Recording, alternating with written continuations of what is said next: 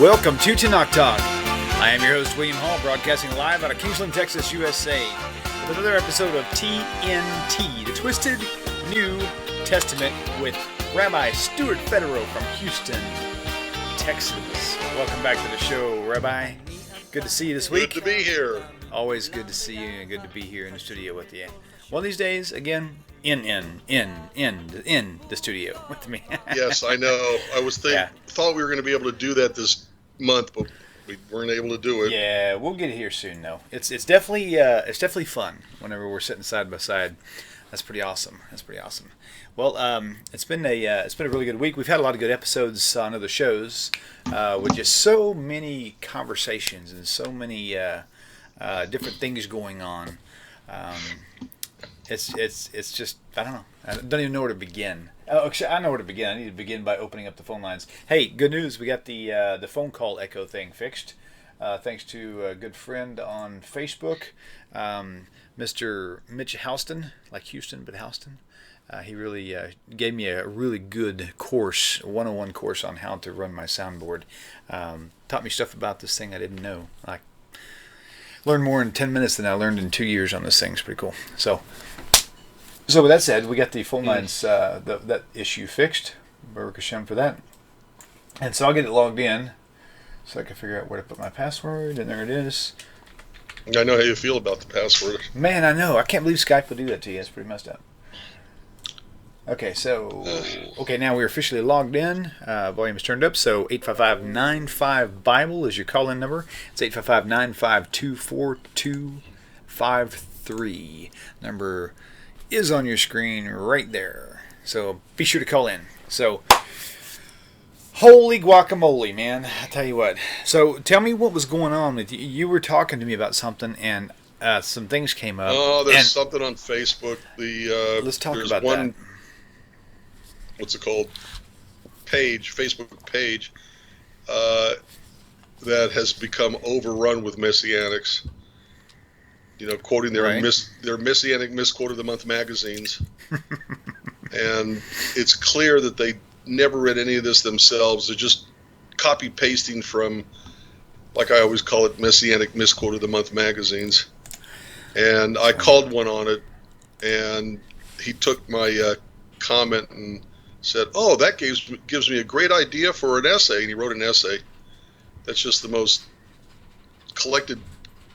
biggest collection of distortions that I've ever seen. The old, Afikomen means... oh my gosh, yes. I forgot what they always call it. Jesus was hidden in the tomb for 3 days, and so they... Yes, right. This was hidden. The Afikomen, just in case, for those who don't know, is talking about the third piece of matzah that they break in half and hide half of it in some secret place where the kids go find it. That's the Afikomen. Which was Passover, right?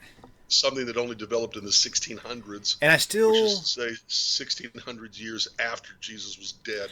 Oh, I know, right? And I'm still amazed. I mean, the whole idea that they would attach Jesus in something that had nothing to do with sin, and that's the one thing they base their entire doctrine, their entire belief system on, is him dying for their sins on the cross, on Passover / Easter. I hate to blend those two, but that's how they view it.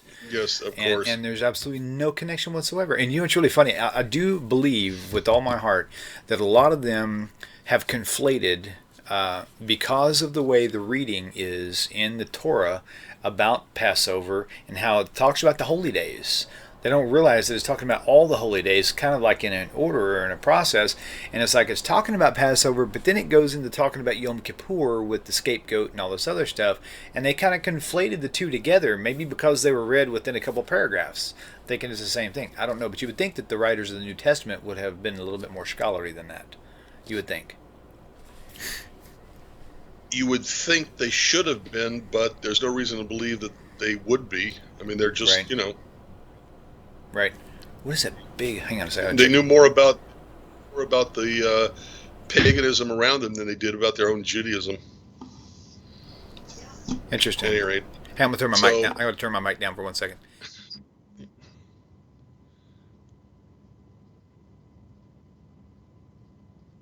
I can see you if that means anything. Hi. Hello, everybody. Welcome to the show. If you haven't done it so far, subscribe to the website, YouTube channel, Facebook page. Click the like on Facebook page. That's what it was. It was the air. You can leave it off for a little bit. That's fine. It's on 90 now. Oh, as long as it doesn't feel 90, I'll be okay. I've got a fan. So yeah, definitely, guys. We'll be looking for your comments on the YouTube channel, by the way. And also, if I'm pretty sure we're on Facebook Live. So, Rabbi, you watch the YouTube chat. I will watch the chat on Facebook if I could find the right rodent. By the way, Joshua South, thank you. Just thank you. He writes, shalom means peace. It's also used for hello and goodbye. I hate it when people say, oh, shalom means hello and it means goodbye. No, it doesn't. It means peace. It's just used as a greeting for hello and goodbye. But its meaning is peace. Right. Drives me crazy. So thank you, Joshua, for getting it right. Yeah, that's really cool. I'm glad you clarified that too, because I actually have told people before, just not thinking about it. I mean, honestly, if I had actually thought about it for a second, I would have said, no, it doesn't mean this, but I'd say it's used for. But yeah, that's a good point to point out for sure. Look, when it comes to words, I'm very meticulous. We have to be very careful with the words we use and how we use them. Okay. So, gotcha. At any rate, gotcha. Where'd it go? Why is the Torah written in third-person narrative? Some say this means Moses didn't write it. Many of the prophets are written in first person. Okay, real quick, I want to jump in there. I want to jump out real fast, Rabbi, and this is for all of us on the viewers. This show is dedicated to New Testament topics. We need to, if we can, try to keep it there as best we can. That's the whole purpose of the show. So, if you got any New Testament questions, that's the whole idea we wanted to approach. With that said, Rabbi, go ahead and answer his question. Well, because I'm not sure where he's talking about, because third person a lot of it is third person, some of it is first person. Okay. God goes back and forth between first person and third person. I, you, he. Third person. Right. So it varies all over the place, but and there are reasons for every one of those. So I'm not sure I accept the idea that it's always written in the third person, or that using the third person would mean that Moses didn't write it. Right, gotcha. Let me edit that to say Moses didn't write it down. Remind me later. Yep. Meaning that it is ultimately from God. So, at any rate. Gotcha. I hope nobody is called. And then there are parts of the prophets that are also third person too. So it goes back and forth all over the place. So point being, it's really kind of irrelevant that it would be or wouldn't be, I guess, for the most part. Okay, so let's get back onto the issue that you were talking about. This guy. So people from time, you know what it reminds me? It reminds me of the media. My wife said she saw something on the news the other day. It was actually on The View, that show The View with Whoopi Goldberg and her. I'll just say friends. I want to keep myself out of harm's way. And she said that they were talking about how something about how Donald Trump and Ivanka Trump wasn't getting along, and they showed this little 3-second clip of them holding hands, and then her pulling her hand away real fast away from him, and then they cut the clip right there. But then Chris saw the whole scene on a different news clip thing, and she had pulled her hand away to actually scratch her nose, and then she reached down and grabbed his hand again. But see, they didn't show you that. They only showed you the part where they wanted to prove their point, even though it was a complete fabrication of context. Of so that's kind of what you dealt with this character. And that's why I don't watch The View, because it was just so yellow journalism and distortion. Right. So I just couldn't watch it anymore. Gotcha. But this is typical Messianic distortion of the Hebrew Scriptures and the rabbinic writings, and he said, because of my comment back to him correcting some of the things he said, you gave me a great idea for an essay, and I knew what he was going to come back with, and of course I was right.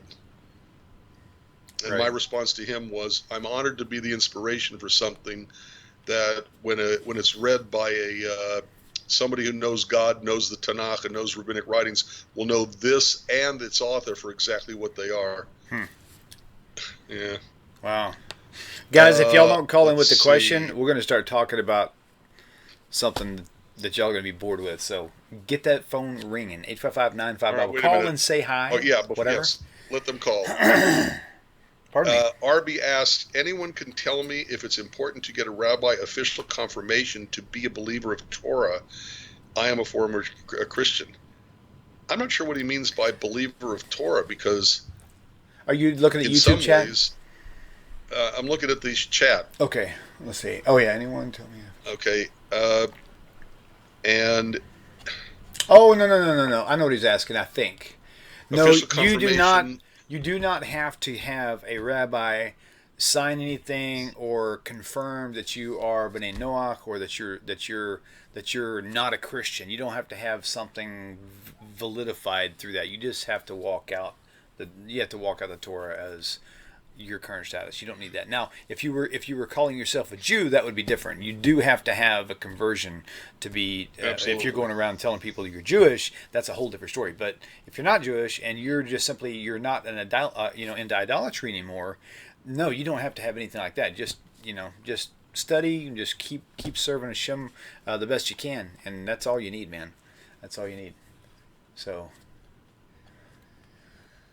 Of the day, it seems the New Testament reference Luke 4:16. Okay, I like that. Courtney, what's up, girl?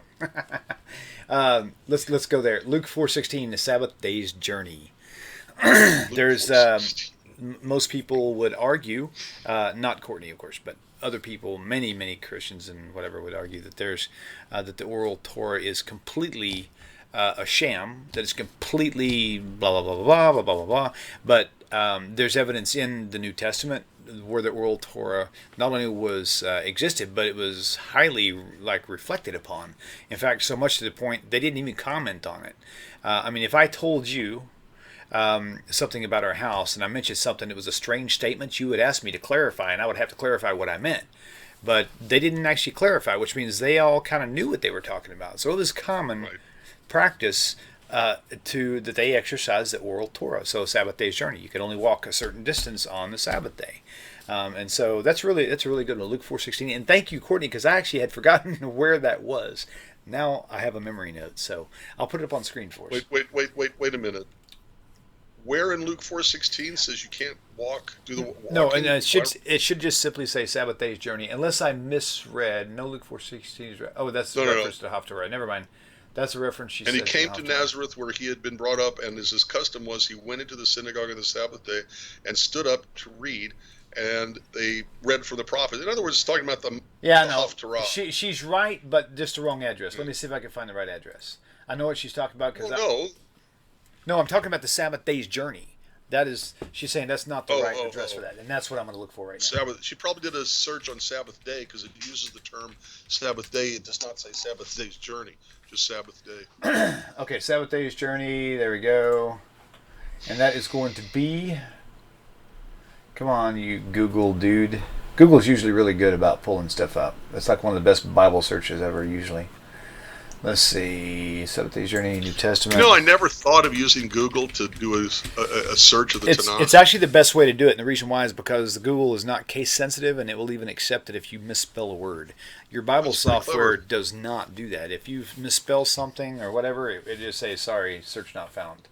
You know what I mean? So, okay, so if anybody can reflect to me a word, I thought it was an Acts, actually, is what I was thinking, the Sabbath day's journey. Yeah, Acts, it says one Sabbath day walk. Oh, where was that at? Acts 1. Courtney Brad says Acts 1. Okay, gotcha. Okay, good. Thank you, Courtney. Wonderful. Okay, so let me see if I can find that. I don't remember being there either. Acts. It seems like it was Acts. I just don't remember. Acts 1. 1? Okay, let's see. Let's see how fast I can scan. That's what I'm doing too. Okay. Courtney, if you find the verse, please show us real fast if you don't mind. Seasons, Judea, let's see. Cloud, okay, cool. Phone lines are open. Call me. By the way, we're going to Israel. For those of you who didn't know, most of you do. Rabbi Tovia Singer and I will be heading to Israel in April of 2018 coming up fairly soon. Got a limitation of 30 people, so if you are serious, we've already got about 8 people that are dead serious about going, but about 35 that are already interested. So you may have to move fast if you're interested in coming with us. So, okay, I'll tell you what. Let's you keep looking for that. I'll keep looking. We're going to take this caller. Caller, welcome to the show. Please tell us your name. Where you're calling from. It's Courtney. How are you guys? Hey, Courtney, did you find that, was it Acts chapter 1, verse something? What was that? Verse 12. What, verse 12? Okay. Verse 12, yeah. I had posted it in the oh, I see it now. Yeah, I'm a little slow, especially when I'm multitasking. Sorry about that. Thank you, Courtney. Well, there's just multiple references. You're welcome. There's just multiple references that I mentioned, and that's why it looked like Luke 4 was in reference to the Sabbath day journey, but it was Torah. Okay, cool. No, this is perfect. So let me go ahead and put it up on the screen. Yeah, but even as a Haftarah, I think it still says, proves the same point. All right, let's see what we got here. Hang on one second. Let me put this. Oops, I got the wrong screen here. Hang on. So the point being that the Sabbath day's journey, I mean, where does it say in the Torah what a Sabbath day's journey is? So you can't just look in the Torah to find that, which is what Courtney's pointing out. Right. And so very evident that the oral law was practiced in New Testament times. And again, there was no offer of any commentary, which means they knew what it was. Everybody there was already privy to that information. Whereas if you ask any Christian, even a Christian pastor, I don't even know a single Christian pastor, I've known a lot. You ask them what a Sabbath day's journey is, they ain't got a clue. What do you do? You know? So cool. Okay, well, Courtney, thank you so much for calling in. I appreciate that, because I was actually thinking my phone wasn't working. You're welcome. Okay, take care. Bye. Bye. Nice talking with you. Oh, cool. She's awesome. Okay, she is a Messianic friend, but she's definitely not mainstream. She's like, she has, in my opinion, a much more honest and respectable view of it. And she's a good friend because me and her both know that we don't agree theologically, but we really find appreciation in our friendship, and that's what I like. I like people I can get along with, even if we don't have the same views. So, with that, you and I don't have the same views, and we get along. I know. See, I think you should be right here, right now, and you're in Houston, and I don't appreciate that. I know. I had to take my cousin to the hospital for a medical test, so I understand. It went beautifully, and so thank God. But I will survive. Okay, so any more questions out there? Okay, so let's see. Bob said, let's go back to what Andrea says. By the way, hi to Neil, Andrea, Cosmic Strings, Bob, Kelsey Lynn. Thank you all for tuning in. It's really good to see you guys out here. If there's any questions that I'm missing, if any of you viewers out there find a question on the YouTube chat that we overlooked that you think's a good question, even if it's not your own, call me. Let me know what that question is. We don't want to miss anything. So sometimes when we get 30 episodes in, we kind of run out of stuff to talk about because we've kind of, turned over every stone. But you guys can actually offer us a different spin on it, and it gives us a whole new angle to actually approach it with. And that's what we want to do. We want to keep covering all angles. So, all right, let's see. What is that? What is the honey-flavored? Okay, here we go. What does the honey-flavored scroll represent mentioned in Revelation? This seems to be a copy of an event that happened with prophets in Tanakh. Interesting. Okay, so Revelation, Cosmic Strings, give me a verse reference, please. Meanwhile, I'll look it up. If we can find it, then you won't have to. We'll figure it. So I'm just going to type in. What's he looking for? He said something in Revelation. It says something about a honey-flavored scroll. And it looks like... wait a minute, Are you already aware of what he's talking about? Not exactly, but I had started looking for it and then got distracted as usual. There's Ezekiel. Scroll. Okay, there's Revelation 10:10. There we go. See, here's a reason why you want to use Google to search for things. I just put honey scroll, and it actually pulled up Revelation 10:10. So, Google, for all you out there who have Bible software and you hate it when you can't find what you're looking for, use Google. Yeah, it's pretty cool. Okay, so I got to get this top banner thing from going. It's been going for a while. There we go. Okay, so Revelation 10:10. Let me just go there and I'll put it up on your screen for you for all those who do not have a Bible close at hand. Let's see, Revelation 10:10. And he took a little book out of the angel's hand and ate it up, and it was in my mouth sweet as honey, and as soon as I had eaten it, my belly was bitter. So what is that talking about, in your opinion? Do you know anything about that? It's revelation, and I have no earthly idea. Now, I know that there was a custom in the yeshiva that a child, when first introduced, right, they would put it on their... Exactly. Right, gotcha. To make it sweet. But I sincerely doubt that this is what it's referring to. Interesting. In other words, the book is sweet in his mouth, but turns sour. Right. Okay, so what is the little book he's talking about here? I'm backing up now. Yeah, I'm backing up too. I'm It trying says, to find the go and reference. take the little book. Okay, keep going. Hold on about the days. Okay, let me go back to 6. I've got you on screen still, so that's good. And why would you eat a book? I'm sure it's metaphor. It's symbolic, prophetically symbolic. Yeah. Okay, so... I used to have I've said this before, but what I used to call the Rod McEwen theory of poetry, which Rod McEwen never did, but that's what I call it anyway. And where you take a whole bunch of words, put them together, and somebody somewhere will find great meaning in it. Okay. Because we never underestimate the power of the human brain to interpret anything in any way, shape, or form. And so when the Book of Revelation, uses these, it just reminds me of the same thing. What book? Doesn't say what book.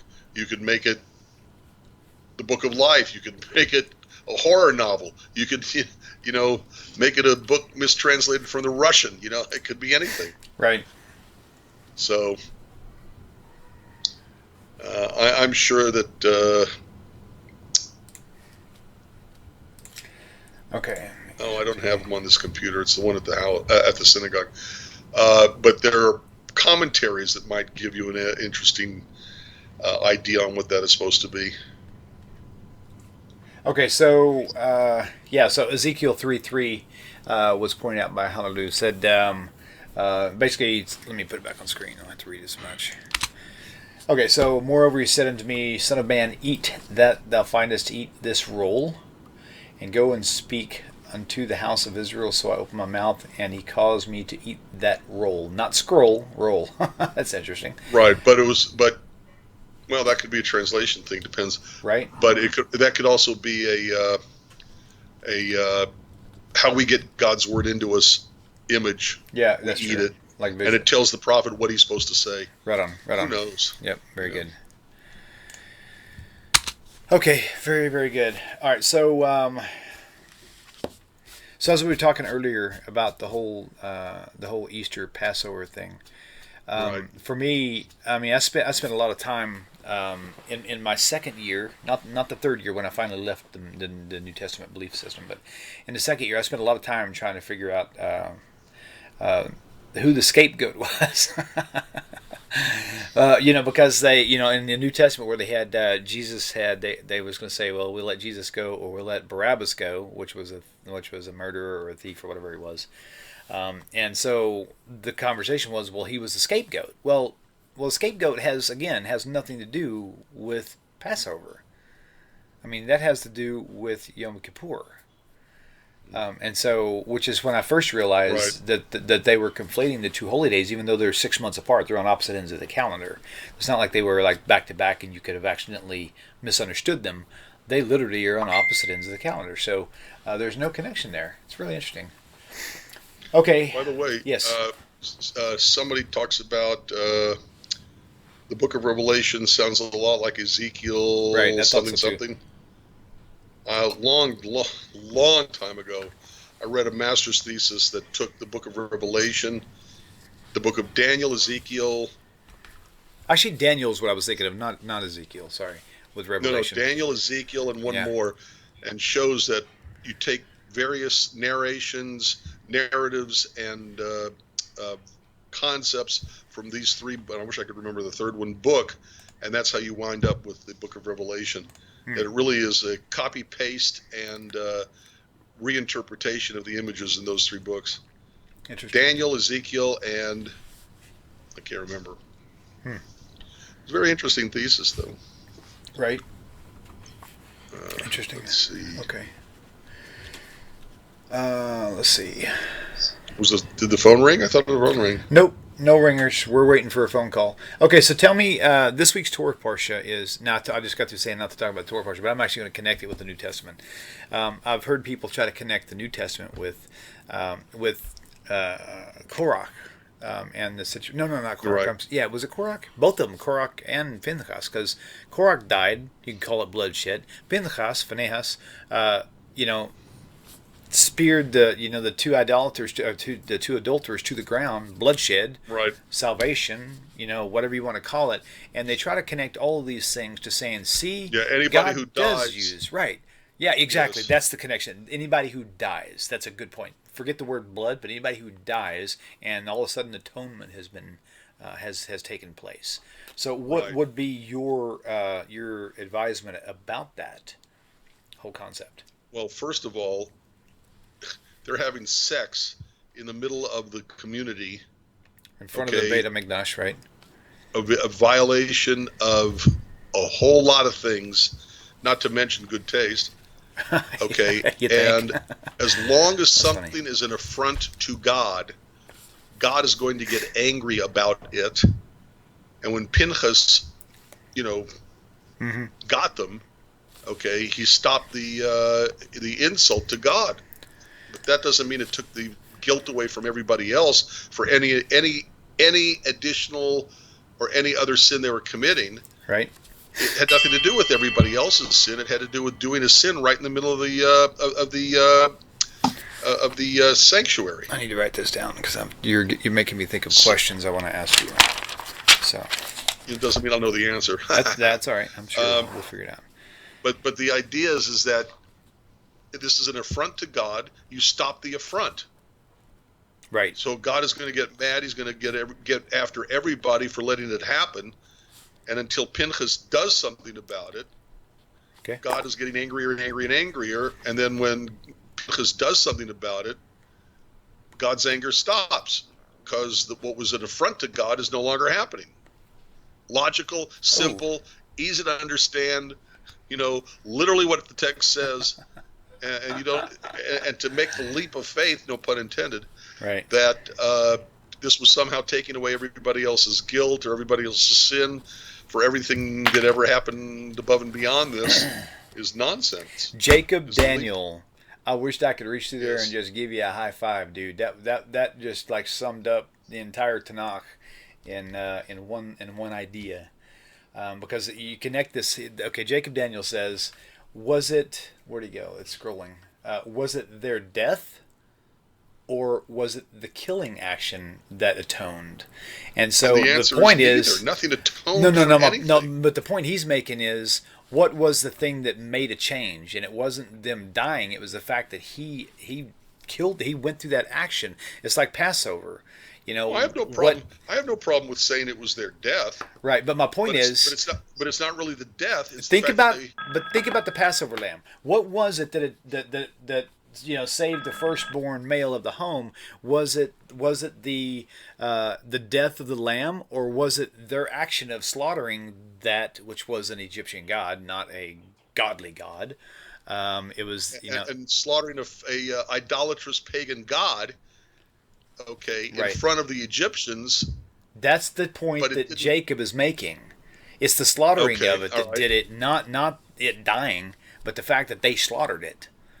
And so Right. Well, that could be true because right. until they acted, God was getting mad and angry. Right. There you go. Beautiful, beautiful. Okay, let's take this caller. Caller, welcome to the show. Please tell me your name and where you're calling from. Good evening, William. This is Fernando Colon. Hey, Fernando, how are you, man? Baruch Hashem. Thank you for calling in. Good. Yeah, I got a question for the rabbi. Go for it. It is the Christology of Saint Paul. Paul talks about Jesus, like in a superficial way that's totally different than the Gospels. What is your take, Rabbi, in regards to Paul talking about Jesus, but he doesn't mention any of his miracles, any of the things that he actually did, none of the things that the Gospels talk about, like making the fish for a multitude, or walking on the water. Paul never mentions any of that. Right. Never mentions a Right. virgin birth, right? He never met Jesus. No. So Yeah, he only mentions actually the road to Damascus once, and every other time he could have used that as an example, he somehow just forgets about it. There you go. Fernando, let me put it this way. Okay. Go for it. There's a wonderful book called Myth Maker by Chaim. Some people say Maccabee, but I'm not sure how it's pronounced. But Chaim Maccabee was a chief librarian for a Jewish organization or something in London. I can't remember what it was, but he was a chief librarian for them. And the book Mythmaker attributes much of Christianity to Paul. What you have to understand or remember is that Paul came from Tarsus. He was called Saul of Tarsus. The patron god of the city called Tarsus was a pagan god called Mithra. And if you take a look at what Paul is trying to turn Jesus into in the letters of Paul, where he's not mentioning the miracles, whatever they were, he's not mentioning, the histories from the Gospels. He's really portraying Jesus as dying, saving man God. That's basically what you get with Mithra and the religion of Mithraism in Tarsus. So all he's doing is reconstructing Jesus in the form of what he had in his hometown of Tarsus in the form of Mithra. So I think Paul was a very assimilated Jew. I think he knew more about Mithraism and the paganism of the Greco-Roman Mediterranean world, far more so than he did about anything Jewish. He makes mistakes here and there. He talks about history and gets it wrong. So I think basically, yes, Chaim Maccabee was correct in saying that Paul invented Christianity, and I think he modeled it after the only thing he knew, which was, in fact, the Mithraism of his hometown of Tarsus. Right. And like I said, the big point is he never met Jesus. He never, like you said. But the gospel writers didn't either. Well, we have to assume that they did, even though we don't. There's no proof that they did, because just like there's no proof of Matthew being Matthew, Mark being Mark, Luke being Luke, John being John. We don't know that. What's his name? Before we get too far away from Fernando Cullen and moving on to another topic, I want to bring up something. Hey, Fernando, thank you so much for calling in, because you bring up really great points, and it's a lot of things most people don't even consider, brother. Thank you. Good night, guys. Okay, shalom aleichem. I'll be listening. Thank you. Bye-bye. Okay, so I want to bring up something Courtney had brought up. It says that in the oral law, it says the death of the righteous can atone. And my comment to that, and I would like for you to clarify further, is not that the death of the righteous atones, but the death of a righteous person can bring about a change of hearts that atones. So not the death doesn't atone, it triggers atonement. It's totally different. Exactly. So could you go a little bit deeper into that for me, please? But the funny thing about it is she said it perfectly. Okay. In other words, look, let's go way back to the Bible. Okay, God hates human sacrifice. True, right. God explicitly says that human sacrifice is an abomination, and Christianity always talks about God is love, love is God, God loves, and forgets the times in the Bible where God explicitly says, I hate. Right. God also is hate. So, has hate. So, one of the things God hates is human sacrifice. Mm-hmm. So the very idea that human sacrifice atones for somebody else's sin is simply against the Tanakh. And if you find a rabbi, and you do, who will say that the death atones, you have to dig deeper, because he's not talking like a Jesus figure. He's talking like she herself said, that it leads other people to atone. Look, we just had this, and I know this puts a date stamp on our video tonight, but look, you just had this portrayed in the press. You just had this happen nationwide. You had the idiot supporter of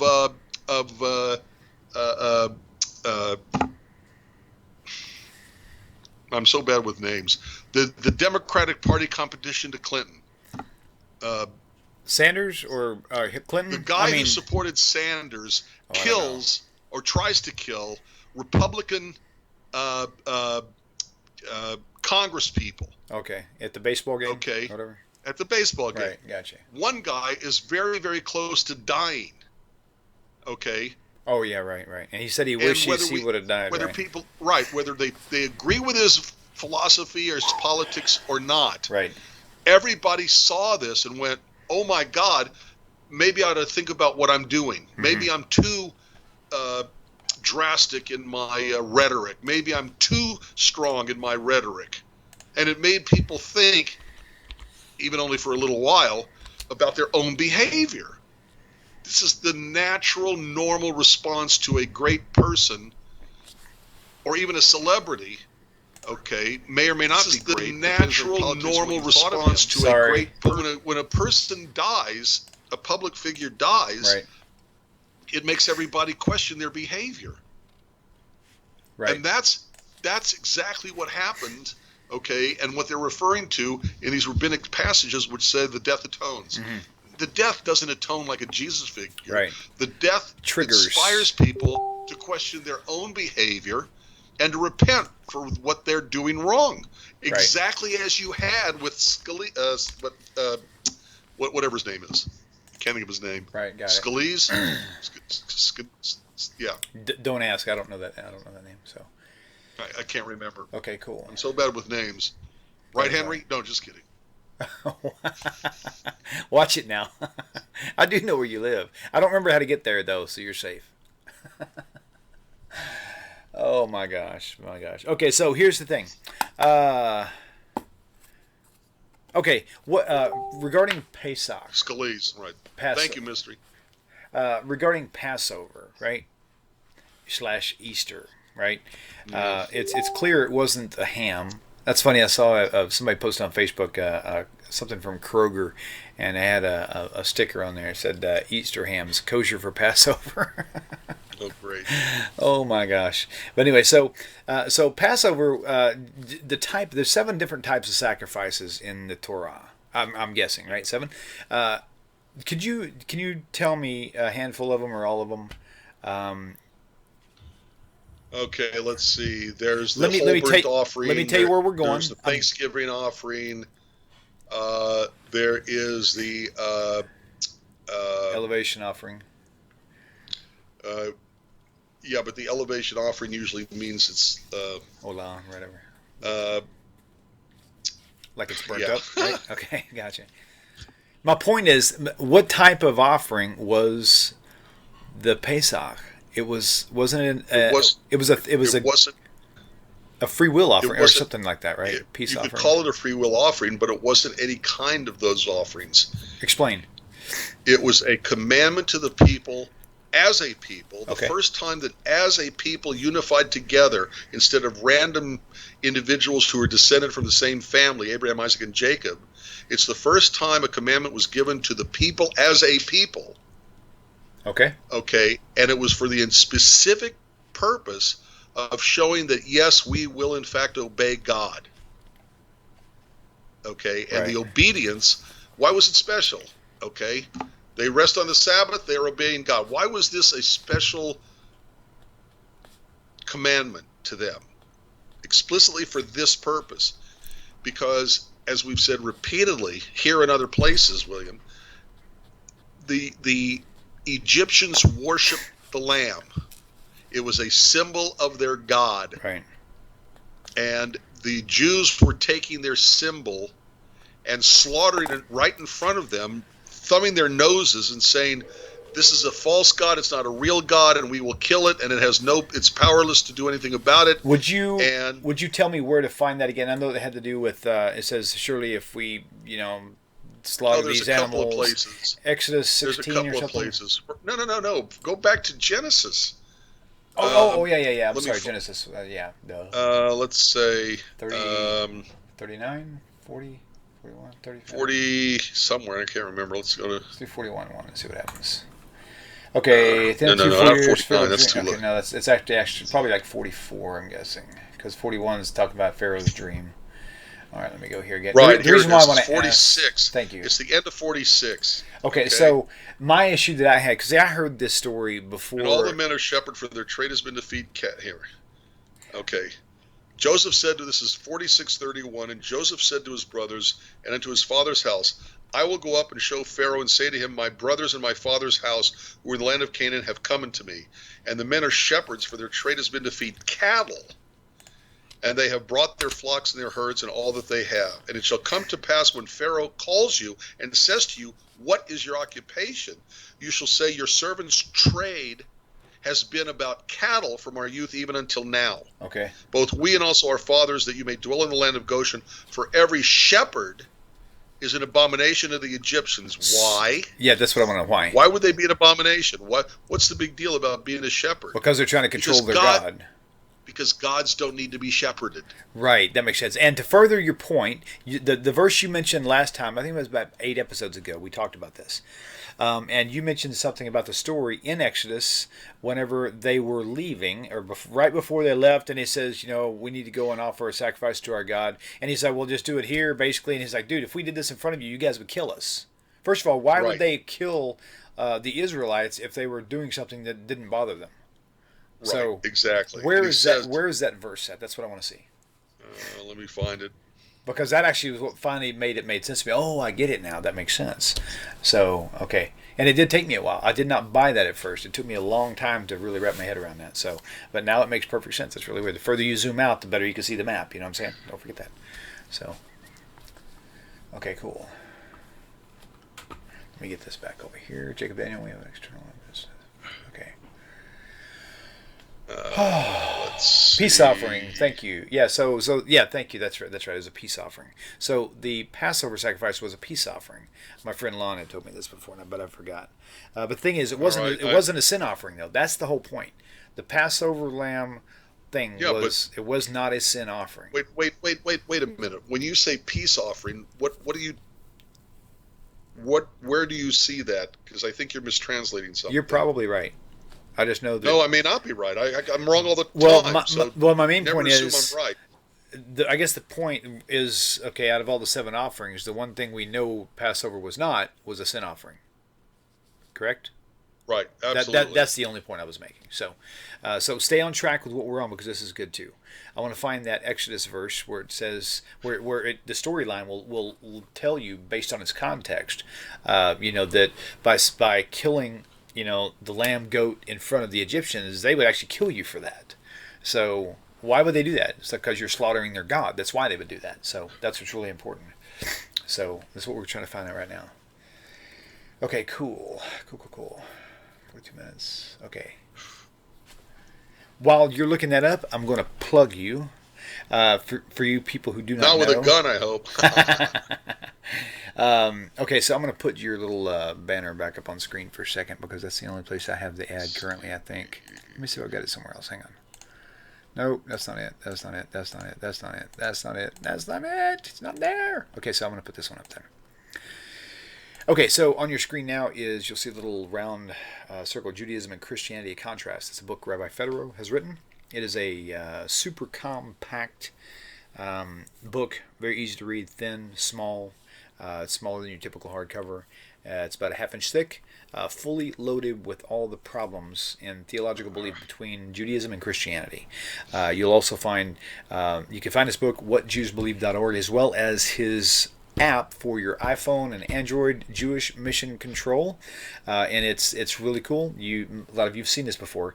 You've got all these little short, quick, like claims of Christianity. You click on it, and it automatically projects you to an an actual very well described answer as to why there's such a contrast between Judaism and Christianity at this point. So at the website, you can get the book at Amazon.com or at whatjewsbelieve.org.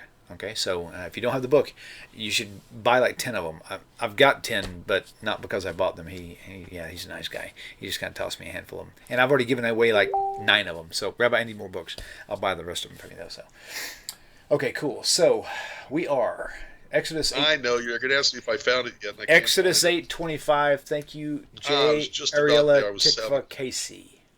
Bless you, girl. Thank you, You're sweet quick. sister. It wasn't me. It was on YouTube chat. Ariella Casey. Exodus 8:26. I'll pull that up here. All right. Reshit Shemot. Right.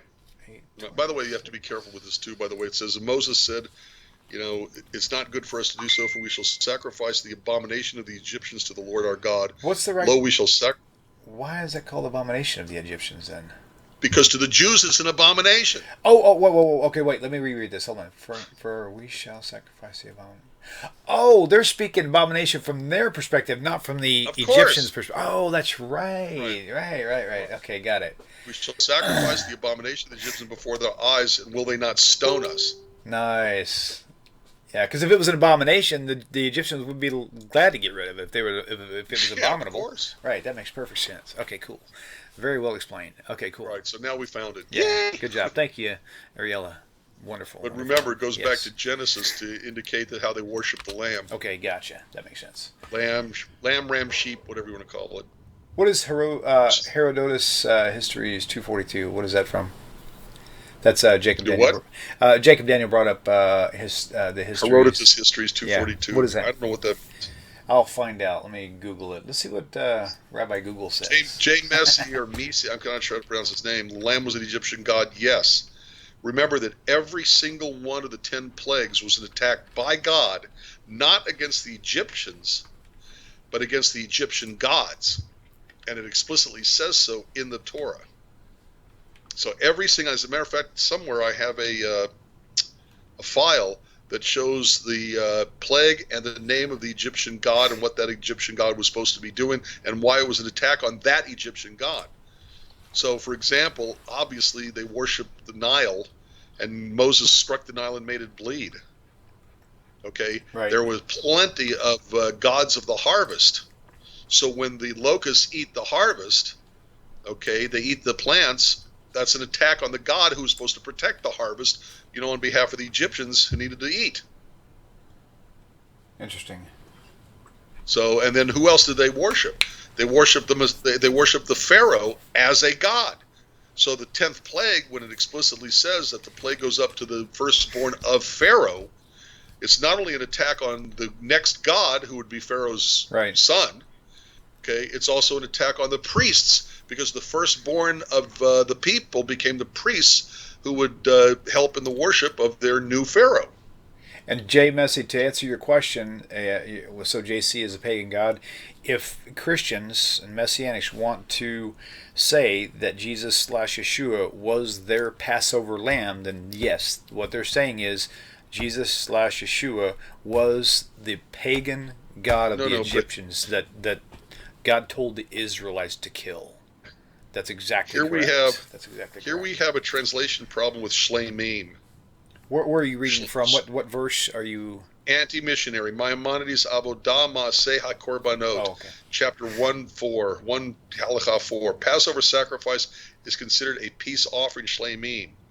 Shlemim means complete. Shalom does not only mean peace; it means complete. Actually, it means complete. Shalom is like not even a primary meaning. So, so complete. Okay, so but contextually, shlemim. In other words, the entire thing had to be consumed. Okay. Remember that? Okay, gotcha.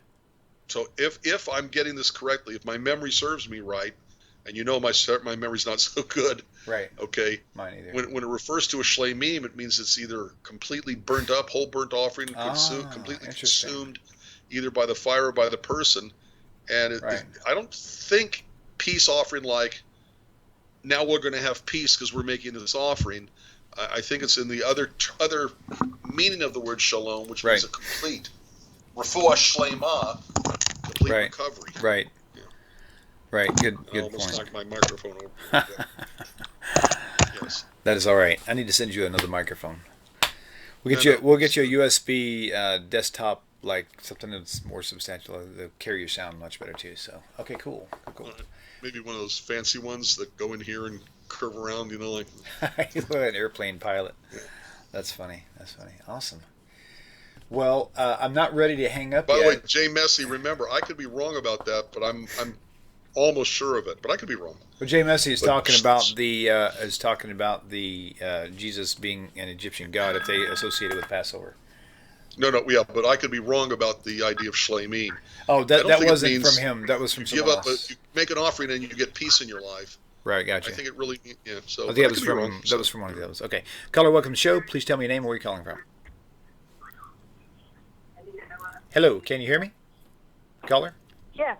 Hi. What's your Yes, name? I'm Ellie, transplanted to Virginia. Oh, you said your name is and Ellie? Yes. Oh, hi, Ellie. Welcome to the show.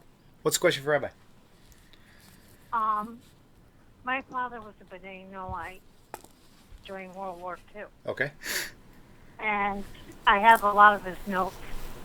And he was taught around dated 1946 that he had documentation from some people in Rome that got documents from Russia.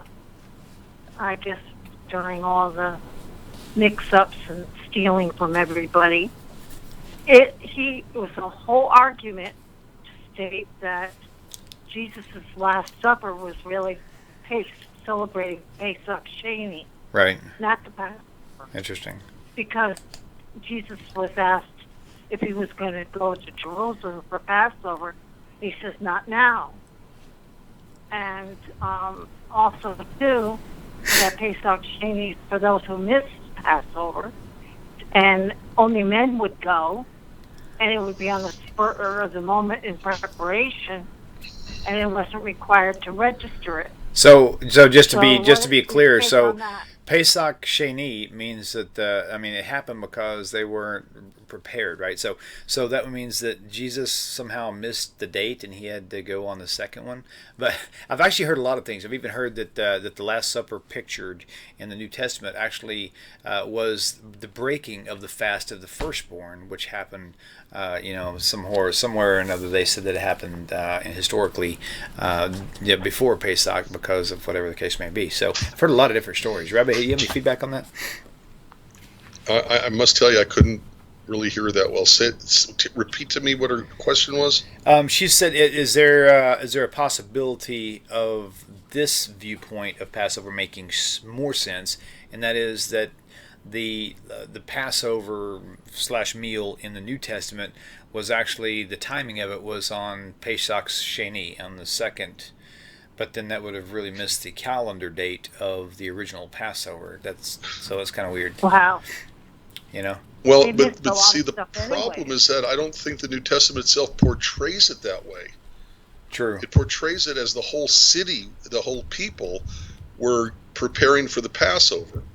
Not just those who had missed it because of being exposed to a dead body or not being purified. And, Right. Right. So I just not clear because the New Testament doesn't portray it as Pesach Sheni. It portrays it as Passover.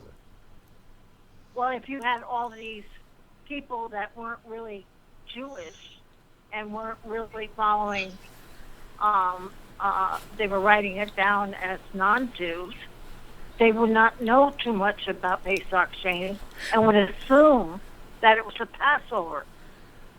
I mean, it would be, you look at the meal time, only men were there. There was no women, no family at the dinner. I'm not saying it's not possible, but you're doing an awful lot of ifs. Yeah, it's really extrapolating like Okay. way beyond the text allows to pull that out. Which is possible, Well, William. I'm not saying it is impossible. I'm just saying it's highly unlikely. Right. Because But you only had men even if the show up. authors themselves were No not women. Jewish. I'm sorry, say it again? She said there was only men Yeah. present, there was no women present. It looked like there was actually a woman present actually in the picture, at least, that they paint of Well, the... that doesn't mean Yeah, much. but Yeah, I see what you're saying, though, but still.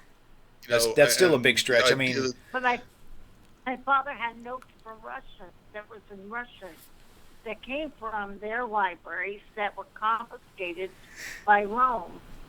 And our country, when we liberated and went into the various areas at that period of time, were able to salvage documents that were probably would have been destroyed or hidden since.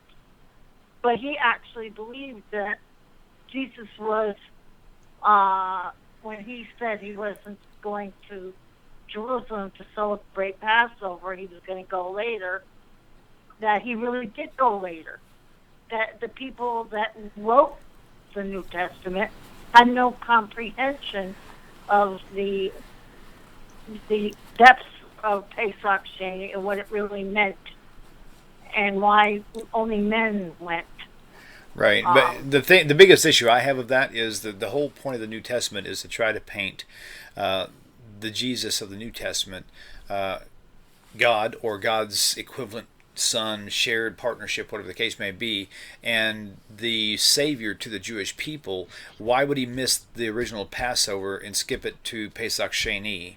Why would that be the case? So, that, like Rabbi is saying, I don't think that that's what the New Testament's portrayal is at all. I think if someone was really trying to cling on to, maybe they're just having a hard time letting go, then they would try to find other reasons to try to justify it. But there's really no need to justify it. They made up the town of Nazareth before it even existed as a hamlet.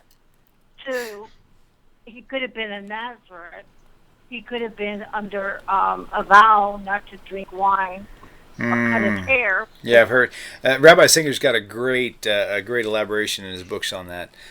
So, in fact, if some of the viewers, I read the rabbi's book. Yeah. And I just feel that with all the notes that I have from my father from the 40s, really elaborated on it, and only a few have discussed it since. Right. So Well, here's the thing. If the New Testament was written in such deep code that only a fraction of 1% of all humanity could actually understand it, then they should have rewritten that to be a lot more clear. So just with that rule of thumb alone, chances of that being Pesach Sheni is probably like nothing at all. There's probably no chance. Because and would you have a reference for where Jesus says, "I'm not going to go now, I'm going to go later"? Yeah, let me look. That's in the New Testament, of course. Let me see. Right, I know. I'm trying to find it. Okay, give me a second. Let me go back here. I'm trying to find it now too. Okay. But there is a quote that he wasn't going to go to Jerusalem for Pesach. Okay, because the quotes that come to mind for me is that he says, "Passover's coming, let's go to Jerusalem." So I'm not.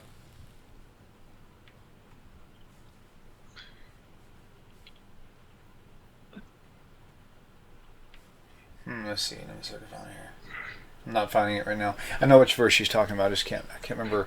Can't remember the wording. If you can remember the wording. Well, I'm just doing a search on the word His disciples Jerusalem. asked if he was going to Jerusalem for Passover, and he said, "Not now." Okay, gotcha. Let's see.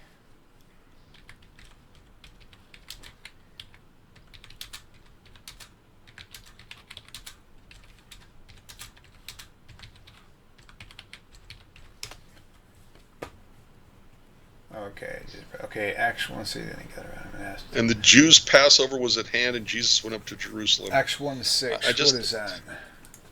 Say it again. I just saw something in Acts 1:6, but that would not be. Let me see. 4, 5, 6. When they therefore were come together, they asked him, Lord, saying, "Wilt restore?" No, that's not the right one. Hang on. Okay, let's see. Matthew 16:21. No. Yeah, I can't find it. I will look at Matthew 16. All right. Well, I don't want to Yeah. spend too much time on it, but I just Sure. everything that I remember offhand, okay, is Jesus saying it's time for to Passover. Let's go up to Jerusalem. Well, it was elaborated that he wasn't. So I'm trying to find it, and if I do, I will. John definitely chapter 2, email verse it to you 13, and the guys. Jews' Passover was at hand, and Jesus went up to Jerusalem. So if there's another one that says otherwise, then that's just another problem story that shows that the Gospels don't agree. I don't know what that's they're the talking case, about right. anyways. The whole thing makes it very unreliable, and Right. I just wish I knew what you were referring to, that's all. Because Right. offhand, I can't I'll just have to dig. think of it. Yeah, it could be a conflated I story with haven't been able Paul. to dig my books out. That's Yeah, okay. it doesn't mean it's not there. It just means Right. I can't remember Right. it. I don't remember it. Okay, well, good deal. Well, thank you so much for your call, Thank sweet you sister. so much. You betcha. Take care. Bye-bye. Okay, cool. We did miss one caller. If you want to call back, go for it. We got just a few more minutes left if you want to ring it in.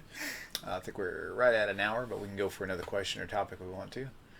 Let's see. And I'm still looking for that verse. I know. I hate it when I can't respond to something because I don't have the steel trap mind of others. So, anyway. Yeah. Okay, cool. Yeah, I have no idea. Yeah. Interesting. Okay, cool. All right, let's see. There's this caller we just missed.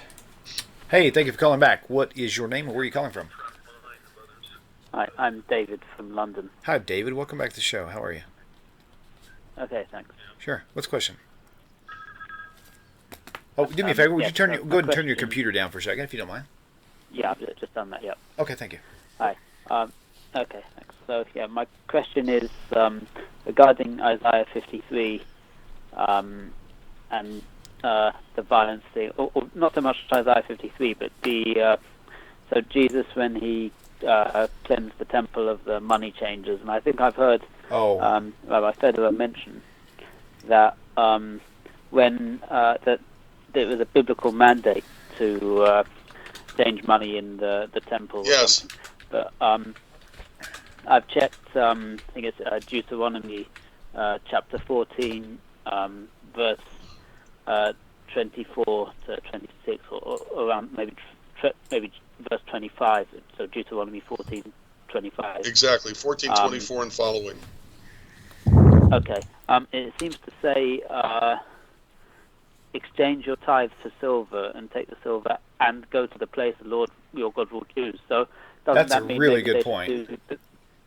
But doesn't that mean that they should change it before they come to the temple, rather than, in which case it could No. Remember, they're in a foreign country. Think of them being in Damascus, okay, and they're not going to pick up a cow and bring it all the way to Jerusalem from Damascus. So what they do is they take the cow and turn it into the local money, which is going to be Lebanese money. Then they're going to carry the money, okay, and it's bind up the money in your hand, go into the place which the Lord thy God shall choose, which is always a Deuteronomic reference to Jerusalem and the temple. And thou shalt bestow that money for what your soul lusts after, for ox and sheep. In other words, they're taking the money that they got from selling the cow in Lebanon, as an example, with Lebanese money. They wrap up the Lebanese money. Then they go to Jerusalem. They go to the temple, and whatever they want to eat. Remember something. Most of the sacrifices, the priests got their cut, pardon the pun, and then the rest of it was taken, the rest of the sacrifice was taken home for the festival meal.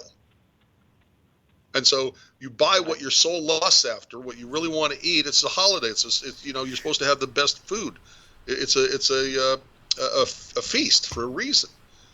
And so you trade your Damascus money into Israel money, and then you go buy what your soul wants, and then go sacrifice it and take the rest home and eat it and celebrate. I mean, according to this translation that I'm reading, I haven't looked at the full Hebrew yet, but it just says exchange your tithes for silver. So in which case it shouldn't really be local money. It should just be silver or something perhaps. Wait, where does it say that?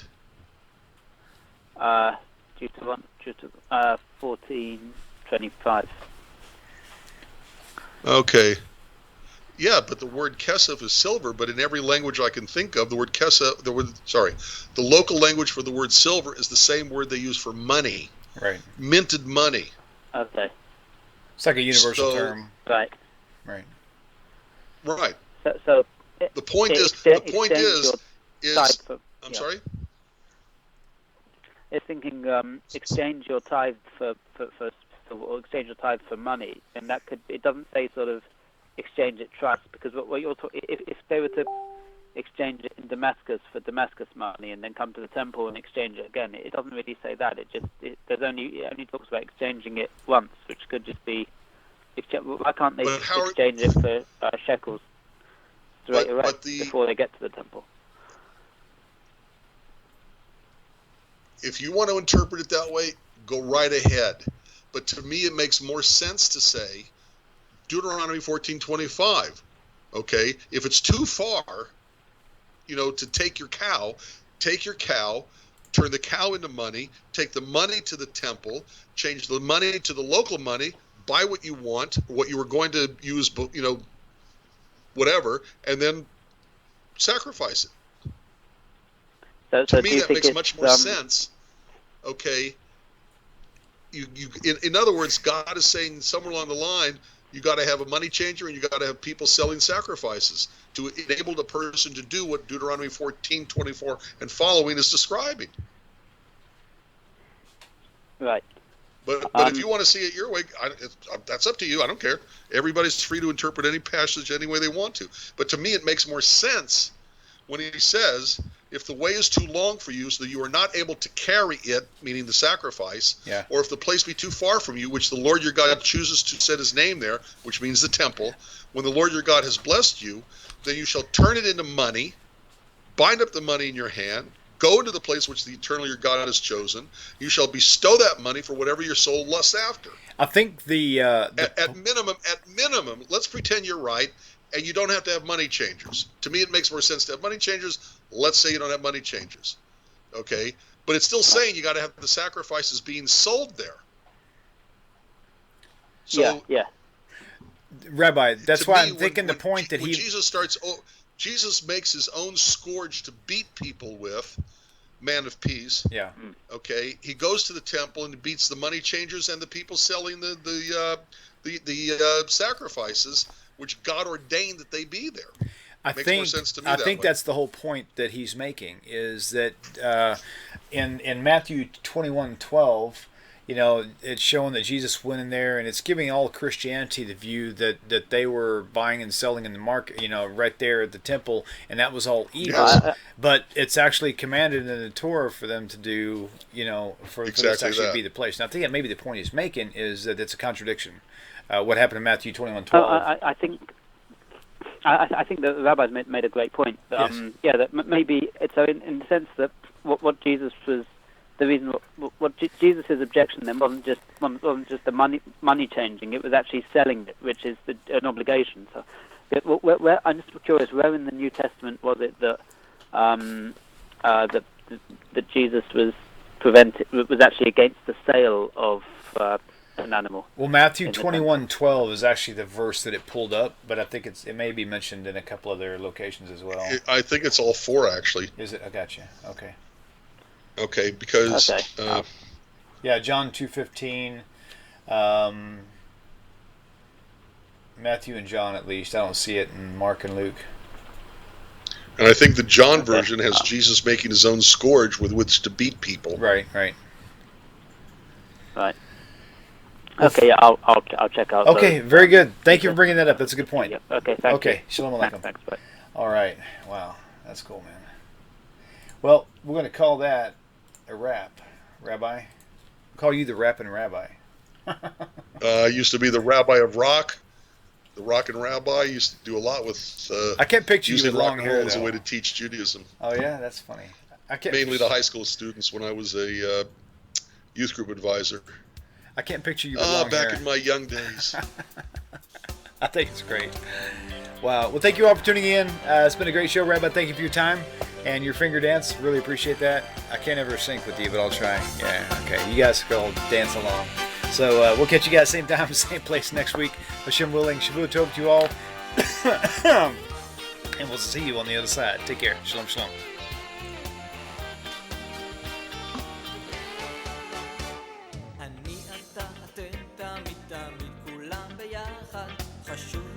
חשוב והכרחי להיות ביחד.